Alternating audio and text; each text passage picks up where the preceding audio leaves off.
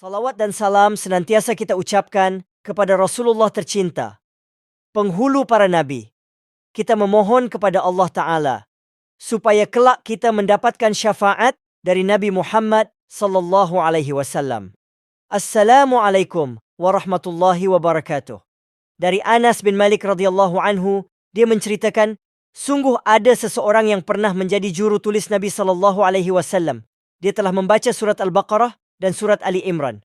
Orang itu jika membaca Al-Baqarah dan membaca Ali Imran, dia membacanya dengan sungguh-sungguh, akan tetapi dia akhirnya murtad dari Islam. Dia bergabung dengan orang-orang musyrik. Orang ini biasa menyebarkan fitnah kepada Islam, juga menebarkan kebohongan kepada Rasulullah. Suatu ketika orang ini pun mati. Maka Nabi SAW bersabda, sesungguhnya bumi enggan menerimanya. Sungguh apa yang disampaikan Rasulullah menjadi kenyataan. Orang-orang menggali tanah dan menguburkan lelaki itu, tetapi bumi mengeluarkan jasadnya dari dalam tanah. Kemudian mereka kembali menggali tanah dan menguburkannya, tetapi bumi lagi-lagi mengeluarkannya ke permukaan. Mereka kembali menggali tanah dan menguburkannya, namun bumi tetap mengeluarkannya ke permukaan. Maka mereka membiarkannya terbuang tanpa dikuburkan. Seorang sahabat Nabi bernama Abu Thalhah radhiyallahu anhu kemudian mendatangi lokasi kuburan lelaki itu, dan ia menemukan lelaki itu tergeletak di atas tanah. Abu Thalhah bertanya, apa yang terjadi pada orang ini? Mereka menjawab, kami sudah menguburkannya berulang kali, akan tetapi bumi tidak mau menerimanya. Di lafaz yang lain Anas radhiyallahu anhu berkata, ada seorang Nasrani yang masuk Islam. Dia bisa membaca Al-Baqarah dan Ali Imran. Dia menjadi juru tulis Nabi sallallahu alaihi wasallam, tetapi dia kembali menjadi Nasrani. Lelaki murtad itu pernah berkata, Muhammad tidak mengetahui apa yang aku tulis untuknya. Maka tibalah ajal lelaki itu. Allah mematikan dia, maka mereka memakamkannya, akan tetapi bumi memuntahkannya.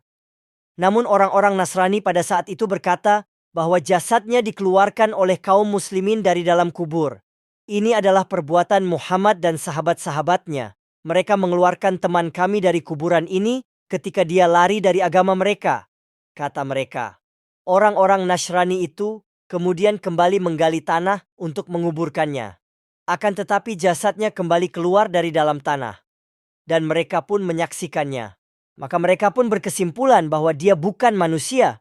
Karena terus-menerus dikuburkan, tapi tanah terus memuntahkannya. Akhirnya teman-temannya itu membiarkannya begitu saja tanpa menguburkan, hingga jasadnya membusuk. Wahai sahabat, begitulah kisah orang yang murtad, kemudian menghina Islam dan Rasul. Maka balasannya disegerakan oleh Allah Ta'ala ketika ia meninggal dunia. Dan balasan itu disaksikan oleh manusia, baik yang kafir maupun beriman. Balasannya ditampakkan dan diceritakan hingga detik ini. Maka marilah kita mengambil pelajaran, karena sesungguhnya kehidupan dunia ini sesaat saja, sedangkan akhirat abadi selamanya. Ada kisah lain yang juga diangkat oleh salah satu ulama, yaitu Ibnul Jauzi rahimahullah. Kisah ini terjadi pada tahun 278 Hijriah. Ibnu Jauzi menceritakan, pada tahun itu ada salah seorang kaum muslimin bernama Ibnu Abdirrahim. Ibnu Abdirrahim dulunya adalah seorang mujahidin.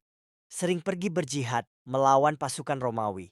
Suatu ketika dalam sebuah pertempuran melawan pasukan Romawi, kaum muslimin berhasil mengepung salah satu kota di negeri Romawi.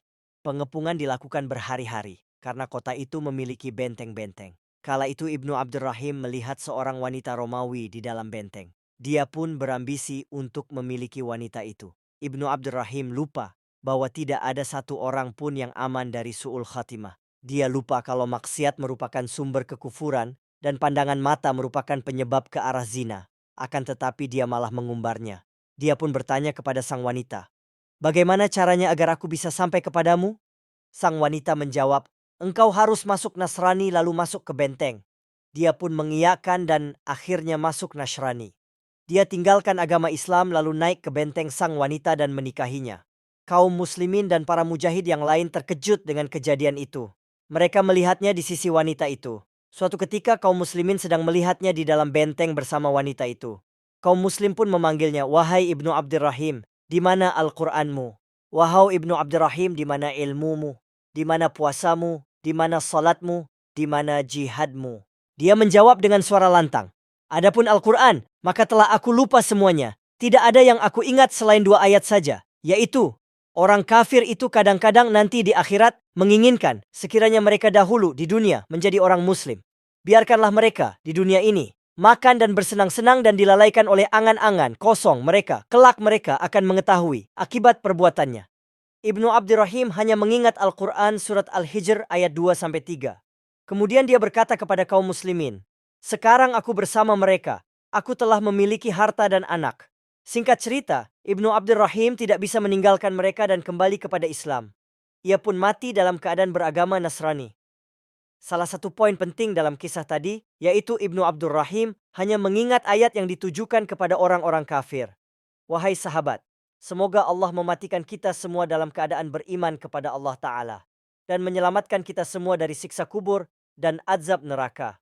Amin. 2 kisah tadi diangkat dari buku Kisah Orang Zalim yang ditulis oleh Syekh Hamid Ahmad At-Tahir.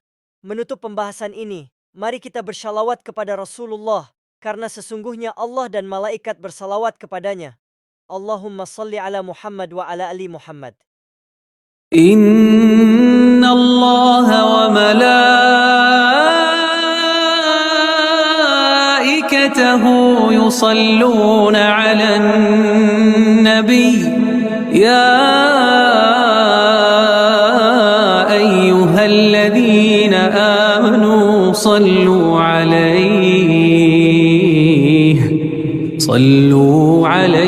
wa sallimu taslima.